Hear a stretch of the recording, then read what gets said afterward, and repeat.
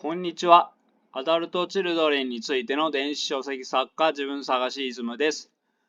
今日は怖い親に育てられた人が人生で背負うハンディキャップとどうすればいいかについて話したいと思います。このチャンネルは今年のゴールデンウィークから本格始動したばかりのアダルトチルドレン専門チャンネルです。チャンネル登録者数が伸びずに悩んでいます。皆さん、新参者を応援してください。ぜひチャンネル登録をお願いいたします。また、このチャンネルの動画は字幕も整備してありますので、字幕が必要な方は字幕の設定をオンにしてください。今日のテーマは、怖い親に育てられた人はどうなるかということですが、正しくは親に限らず、小さい頃にそばにいた大人ということです。でもここでは親という言い方で統一します。小さい頃に怖い親に攻撃され傷つけられるということは、この世はとても危険な場所だと脳にインプットするということです。体も心も小さくて無力の頃に感じる危険というのは、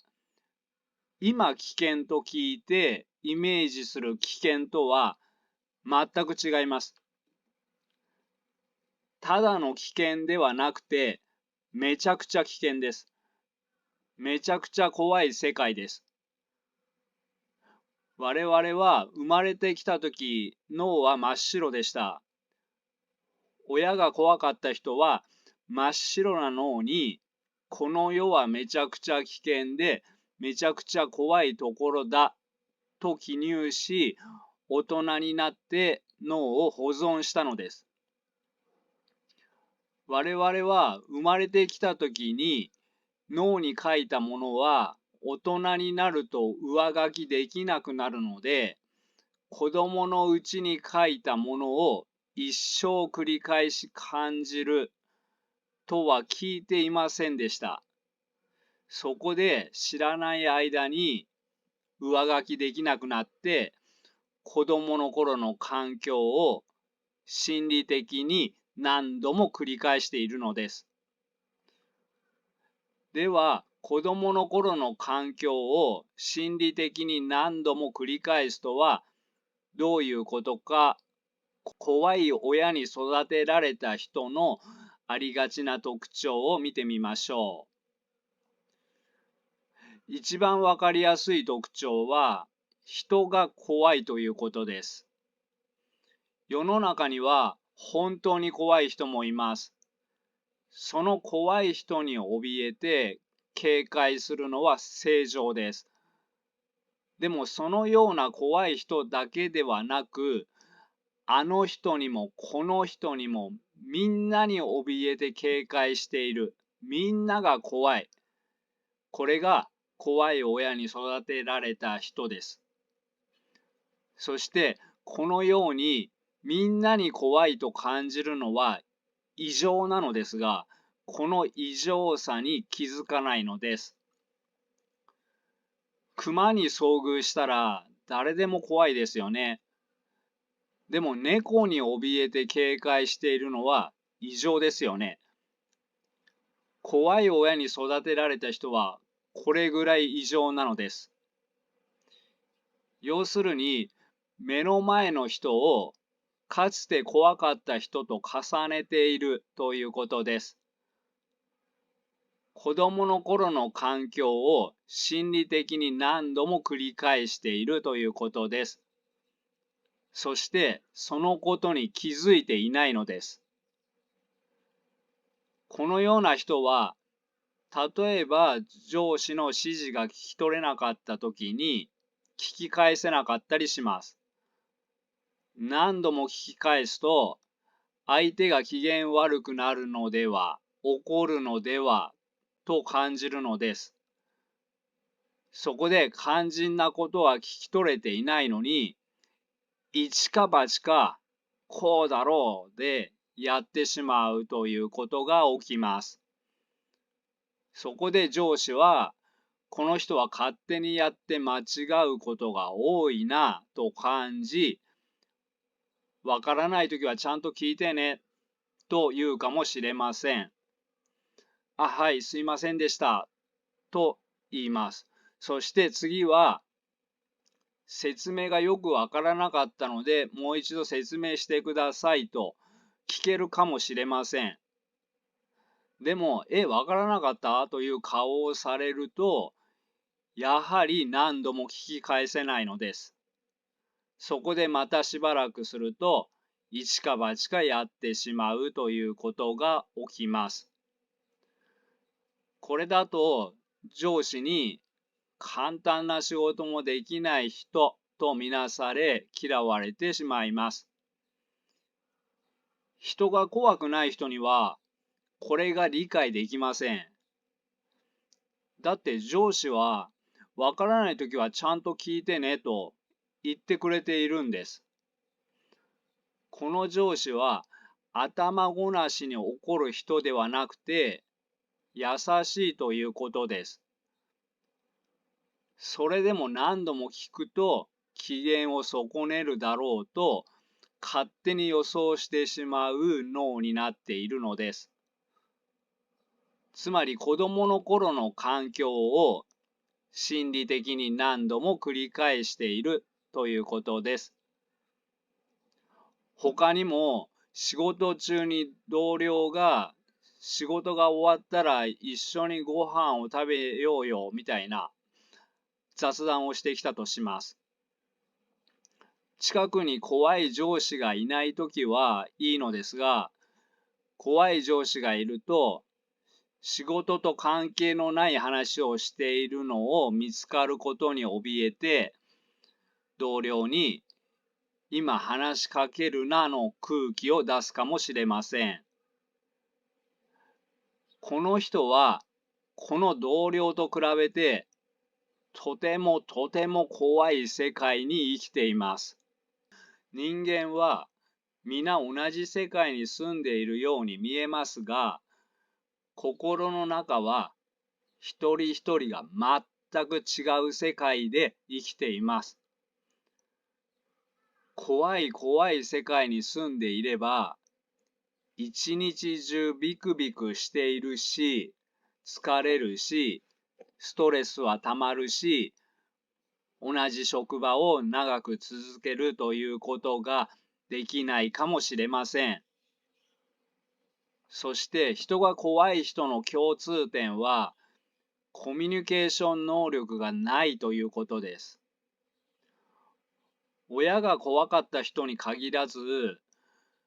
アダルトチルドレンは親との間で良好なコミュニケーションが取れなかったの人が多いので、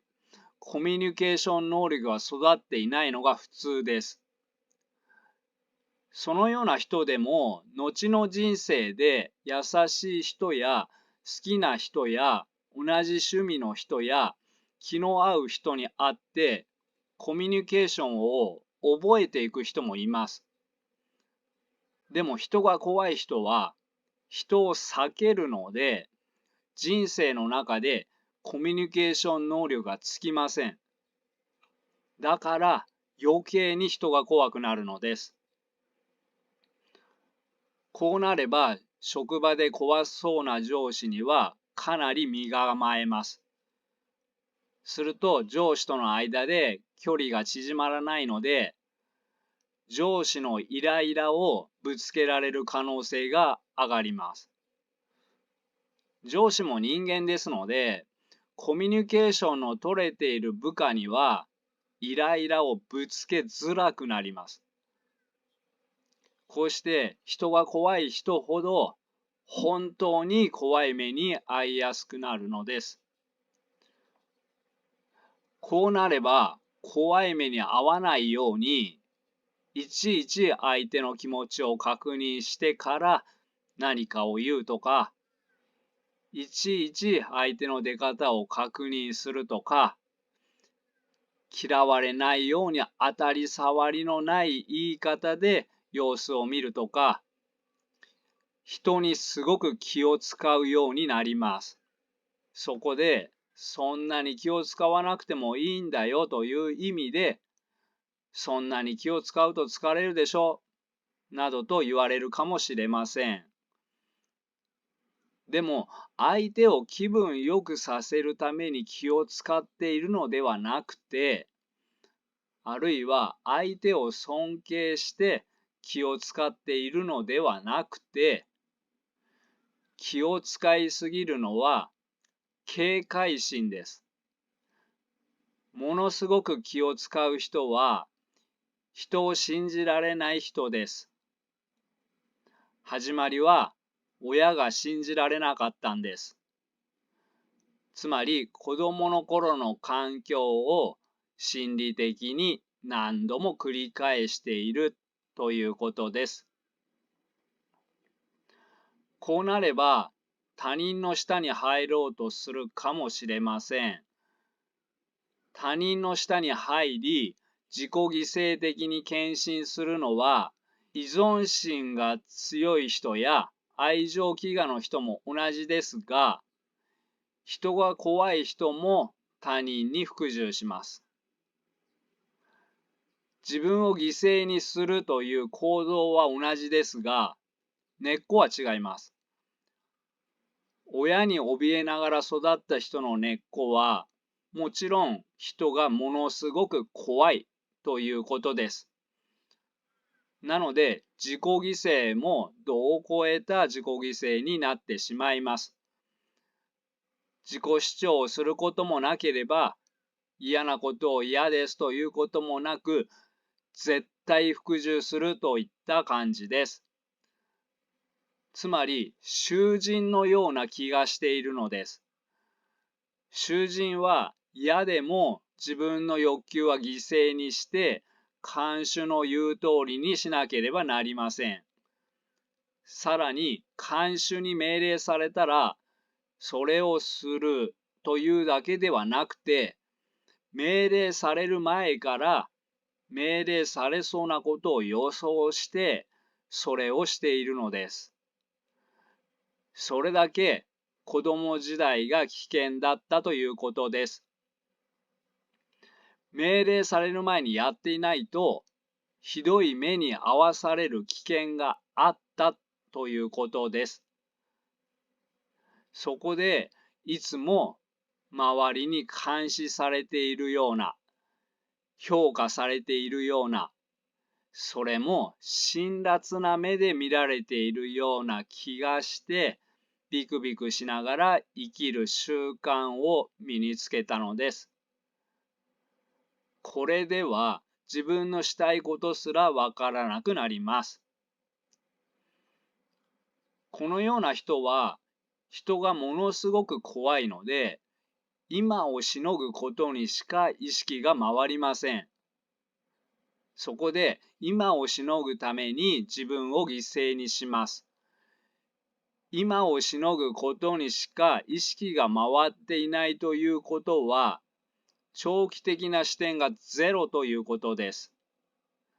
そこで本人は長期的なデメリットには気づいていません。例えば自分の心を犠牲にしている、壊し続けている、将来大変なことになる、このようなことに意識が回っていません。さらに、怖い親に道具のように扱われた人は、頑張りすぎる傾向があります。人間全般に言えることですが、社会はビクビクしていて、おとなしい人を犠牲にして、その場を丸く収める傾向があります。我々はビクビクしていて、自己主張しなくても、公平な扱いを受けることを期待します。でも、利用できる人がいれば、その人を利用する人が多いです。それが現実です。誰かに服従して気に入ってもらって守ってもらおうという方法はうまくいきません。これの致命的な欠点は、相手の幼児性、依存性をどんどん拡大させてしまうところです。相手はどこまでもわがままになり、手に負えなくなり、最後は自分の心や体が壊れてしまいます。誰かに服従してても守ってもらえません。周りに服従している人はおとなしくしているので不満のない人に見えますが、小さい頃から力で押さえつけられて生きているのだから不満はものすごくあります。莫大な量の怒りや憎しみを抑圧しています。抑圧しまくって、たまりにたまりまくって、自分の本当の気持ちがわからなくなっているかもしれません。抑圧がひどくなると、怒りだけではなく、楽しいとか嬉しいとかもわからなくなってきます。また、このような人はおとなしいので、配偶者にもおとなしくしてうまくいきそうですが、そうならないのが人間の複雑なところです。外でおとなしい人は、うちでは手のつけられないわがままな独裁者のようになることがあります。要するに小さい頃からずっと憎しみを抑圧しまくっているので、隙があると溢れてくるのです。そこで会社ではビクビクしてものすごいおとなしい人が家では悪魔の独裁者に変身するなどということが起こるのです。このように怖い親に力で押さえつけられて育った人は自分の欲求と相手の欲求のバランスを取ることが非常に難しくなります。自分より強い人には自分を犠牲にしすぎ、自分より弱い人には自己中心的に自分の欲求を力で押し付けてしまう傾向が強いです。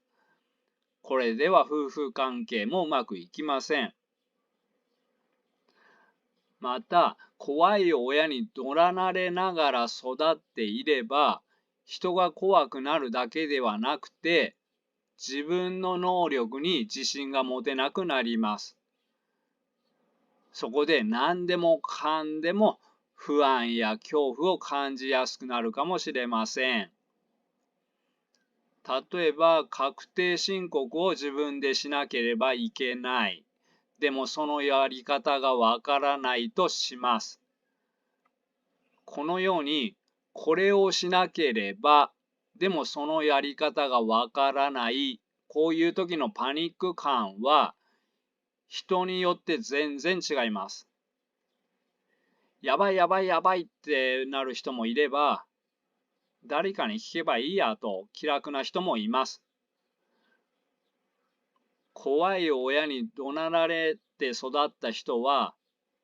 何でもないことで追い詰められます。そして何でもないことなので、それを乗り切れることも多いですが、乗り切った自分の能力は意識せずに、また次のどうしようどうしようを意識することになります。これは日常生活が恐怖や不安に追われているということです。一つ恐怖が過ぎたら、すぐ次の恐怖に備えておかないと、不安で不安で不安なのです。恐怖しか見ていなければ、人生から幸せはなくなります。恐怖が拡大されます。実際には幸せを感じていい出来事があっても、意識しなければ、それはなかったのと同じことです。実際には小さな心配事しかなくても、それを超恐怖な出来事だと思っていれば、実際に超恐怖な出来事があったのと同じことです。つまり、怖い親に怯えながら育った人は、猫をライオンだと思っている。上司を魔物だと思っている。友達を自分よりはるかに大きい存在だと思っている。孤立を生きていけないとんでもないことだと思っている。ということです。では、ポイントを振り返りながら対策へとまとめていきます。怖い親に怯えながら育った人は、普通大人になっても周りの人を怖く感じます。だから親に対して身構えないとならなかった人は、人と接したときに親に対してしていたように身構えます。その結果、笑顔が出ない、会話が弾まない、防御が強くなる、緊張する、打ち解けない。これでは相手に悪い印象を与えてしまいます。人と接すると怯えている。この感じは親に対してしていたのと同じだと気づくことから始めましょう。我々は子供の頃の環境を心理的に何度も繰り返します。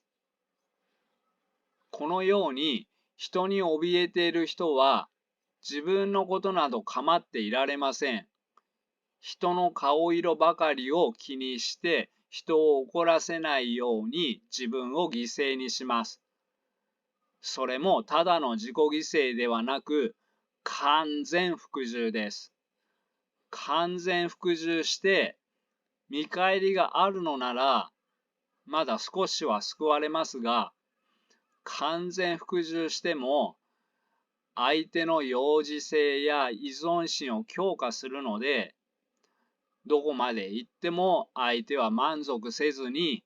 どこまでも利用されるだけです。人を喜ばせても幸せにはなれません。自分を喜ばせたら幸せになれます。自分を喜ばさずに人を喜ばす生き方は憎しみがたまります。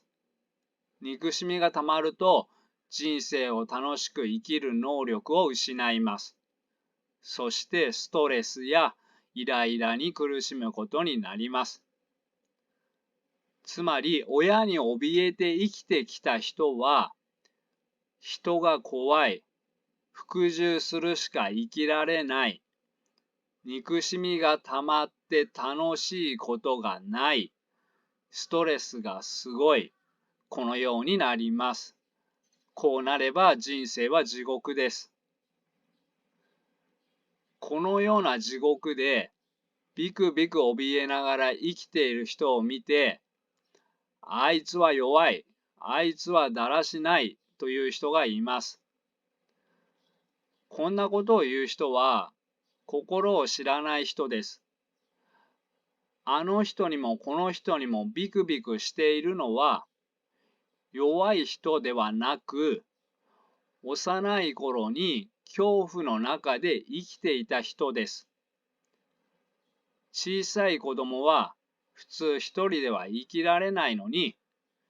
恐怖の中を生き抜いてきた立派な人です。このような人をあいつは弱いなどと言って見下す人は、たまたまラッキーな環境で育っただけです。ビクビクしている人を見下している人も、地獄の環境で育っていたら、もっとビクビクする人になっているかもしれません。ではどうすればいいかですが、この動画では子供の頃の環境を心理的に何度も繰り返すということを強調してきました。これが根幹部分です。つまり世界が怖いのではなくて、子供の頃に怖い人がそばにいたということです。その怖い人との問題が心理的に解決できていないから、周りを怖く感じてしまうのです。その怖い人との問題を心理的に解決できれば、周りの人のことも怖くなくなっていきます。そうは言っても、これはかなり心が成長してからではないとできません。今はまだ無理なのであれば、周りの人とその怖い人とは違うと自分に言い聞かせてください。この動画の最初の方で、脳に書いたものは大人になると上書きできなくなるので、子供のうちに書いたものを一生繰り返し感じると言いましたが、正しくは上書きも可能です。ただ大人になるとそれが簡単ではないというだけです。かなりの時間と労力が必要です。なので、上辺だけで理解しても、心の芯から理解できないと怖いのは変わりませんので、何度も何度も時間をかけて腑に落とす必要があります。また、このような人は怖い夢をよく見ます。もしかしたら大人になってもその怖い人に怒られている夢を見るかもしれません。夢だからどうにもできないではなくて、目が覚めてる時に今度夢に出てきたらボコボコにしてやると本気の本気で誓ってみてください。本気の本気です。それでも夢に出てくると、夢の中ではボコボコにしてやると思っていたことを忘れているので、また体が膠着して何もできないかもしれません。目が覚めたら、今度こそ夢の中でもボコボコにするということを覚えておこう。そして夢の中で本当にボコボコにしてやると、強く強く心に刻んでみてください。そして人が怖いとコミュニケーションの機会から逃げてしまうのですが、それでも頑張ってコミュニケーションすることも大切です。コミュニケーションの能力がつくと人が怖くなくなってきます。最終的にはかつて怖かった人と心理的に対決して、その人との心理的問題を解決しなければなりません。そこを目指しながら、今すぐにできることをしながら、少しずつ自分を育てていきましょう。では今日はここまでにします。最後までご視聴ありがとうございました。皆さんの高評価、コメント、応援が励みになっています。いつもありがとうございます。それでは仲間の皆さん、よかったら高評価、チャンネル登録をお願いいたします。バイバイ。